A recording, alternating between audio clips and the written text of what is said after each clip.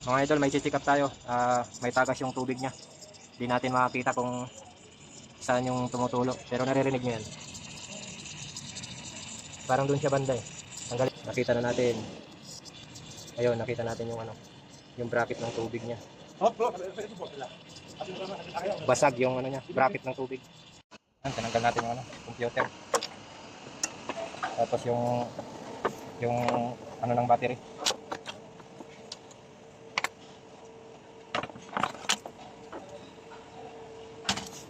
Tabi muna natin tong computer box. Ito yung papalitan natin, oh. Yan. Yan yung papalitan natin. Dito lumalabas yung ano, tubig. Medyo mahirap-hirap to.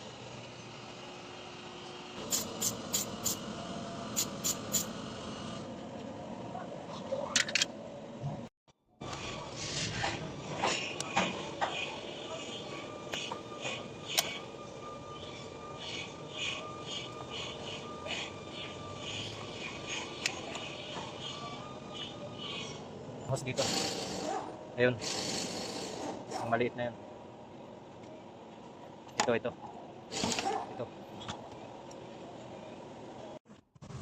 Ito pa.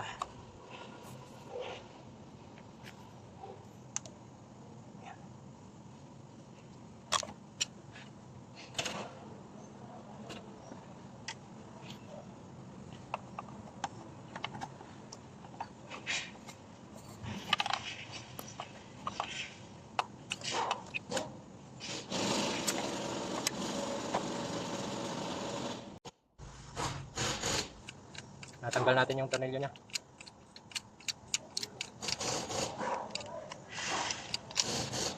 Isa-isa lang. 4 ang tornilyo nito.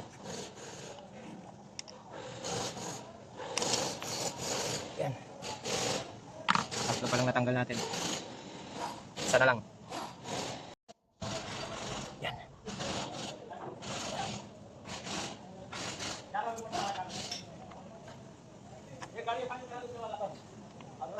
May isa pang hose. Tanggalin natin yung sa maliit. Nilabas na natin.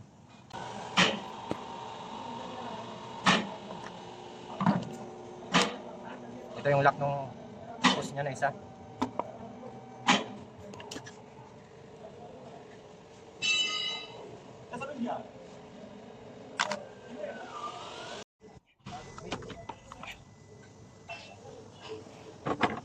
Yung isa dito natin bubunutin sa ano doon kasi hindi natin mabunot doon sa loob. Ito yan, matigas yung dito eh, hindi natin maano, tanggalin muna natin. Ito yung bago ito, bago yan, tinanggal natin. Dito yung tulo nyo, lumalabas yan. Ayan, kabit na natin tong bago.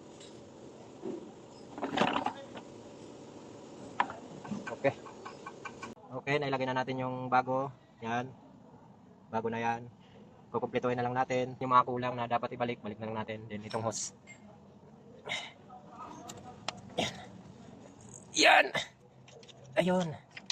Tapos lagyan natin ng clamp. Tigas. Grabe ang tigas ng clamp. Yan, balik natin sa dating marka niya. Sabay bitaw, kulang pa. Yan, okay na, kompleto na natin. Ayan. Hindi ko na naipakita yung ano kasi titesting pa natin at saka dapat siguradong walang tulo kasi malayo pang ano ng customer. Kinumpleto ko na, hindi ko na na-videoan lahat. Ayun, papandarin na lang natin. Then ayun, nilagyan ko ng imbudo para pag napandar natin, palabasin natin yung hangin. Hayaan lang natin naka-open yan dyan. Pandarin muna natin. Yan. Ayan mga idol. Ito yung loob ng Iado Plus 2022. Ito yung susi nyo. Parang ano. Start natin. Yan. On muna natin. Start natin. Bismillah. Yan mga idol. Umandar naman. Kaso alanganin yung gasolina nito ah. Yan mga idol. Ipakita ko sa inyo yung sa makina. Ayan mga idol. Umandar na. Titesting na lang natin yan.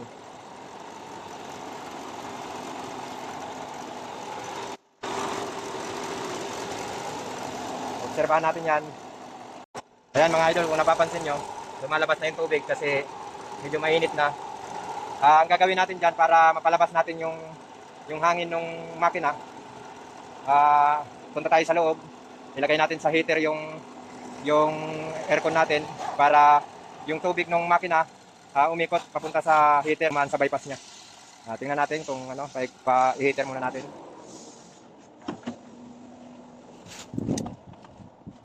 Ayan mga idol, i-heater natin. Ang gagawin natin, papainitin natin, ilagay muna natin sa normal mode ng ano, airflow. Then ito itataas natin to para ano, ilagay lang natin yung pan natin, ilagay lang natin sa dus. Yan, nakadus yung pan natin, then ito isagad natin. Pag nakasagad diyan mga idol, dapat naka-turn off yung AC natin. Yan, katulad niyan. Iinit yan kasi yung tubig ng makina, pag nag-open yung thermostat natin, iikot yan, dadaan sa bypass, papasok sa loob para uminit yung yan, katulad yan, mainit na. Then pag umikot na yung tubig papunta dito sa loob, bababa na yung tubig nung reserve ng ano ng tubig ng radiator natin. Tingnan natin sa labas kung bumaba na ba siya. Ngayon naka-heater na tayo. Okay. Ayan, tingnan natin. Ayan mga idol, kung napapansin nyo, yan mga idol, kung napapansin nyo, kanina umaapaw yung tubig natin. Nung nabuksan natin yung heater, nilagay natin sa number 2 yung pan, yun, bumaba na.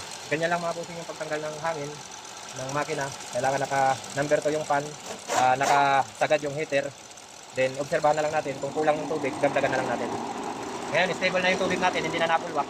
Kasi umiikot na yung tubig ng makina papunta sa loob, dumadaan na sa bypass. Ganun lang mga idol.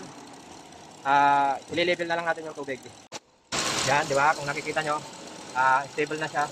Nasa maximum na yung ano natin, level ng tubig. Ganun lang mga busing yung pag alis ng ano, pressure o hangin na galing sa makina para hindi bumulwak yung ano ng tubig natin. Yun lang, okay na yan. Bigay na natin sa customer idol. Hindi pwedeng ibibigay natin sa customer na ganyan ang tsura ng engine bay niya. Kailangan linisan natin yan.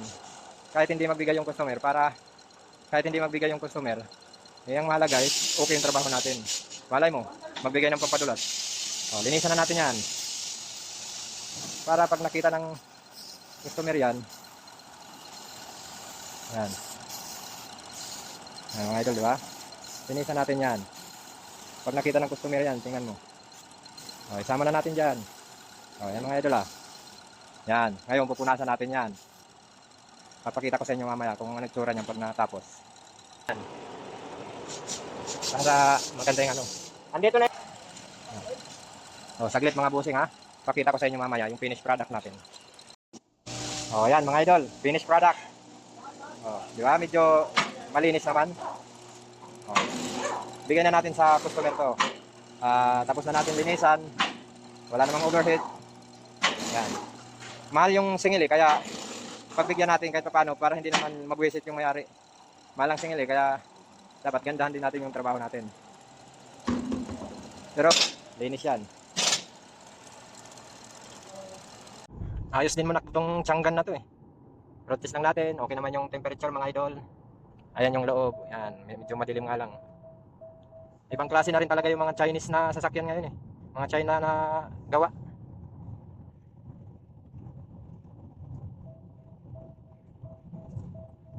Saka ang kagandahan sa mga China ngayon is sariling gawa na nila yung makina. Yan. Yan. Wala namang overheat. Diyan.